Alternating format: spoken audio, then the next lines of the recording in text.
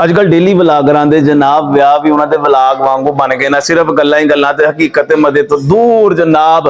लाड़ा लाड़ी तो परेशान नहीं, बल्कि लाड़ा परेशान है कि व्यूज कित्थों आणगे, ते लाड़ी इस गल तो परेशान है कि जनाब फॉलोअर किस तरह वधणगे। तुसीं इन्हां नूं पुछ के वेखो कि तुहाडे विआह दी थीम की है, ते कहणगे कि जनाब सारे पीले सूट पा के आओ, ते पीछे होएगी हरियाली यानी खेत। और जितने भी मेहमान है, मेहमान आएंगे स्लो मोशन च वीडियो बनाते हुए।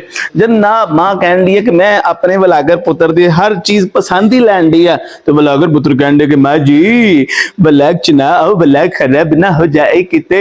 लाड़े नूं चाहिए कि ब्याह वाले दिन जनाब अपनी काबलियत दिखाए, लेकिन काबलियत दिखाने की बजाय की करन दिया जनाब कैमरा मैन ते गुस्सा की तरह, ओए ओए अपने ड्रोन का एंगल सीधा कर, मेरी एंट्री जनाब बड़ी खास ते स्पेशल होनी चाहिए है।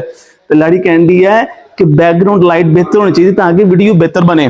और सारे काम दे सब तो बहुते परेशान है मेहमान, जिन्होंने महंगे कैमरे नाल वीडियो तो बना ली है, लेकिन होना परेशान कि हुण पता नहीं सानू वीडियो किदों मिलेगी, तो असीं वीडियो लावांगे ते सनाब सानू भी कुछ चंद व्यूज मिल जाएंगे। वही हिसाब है ना कि बहंदी गंगा च हाथ धो लिए। तो सच्ची गल पूछो दूर कानू जाना, मैं वीडियो क्यों बनान दिया, मैं भी जनाब व्यूज वास्ते वीडियो बनान दिया।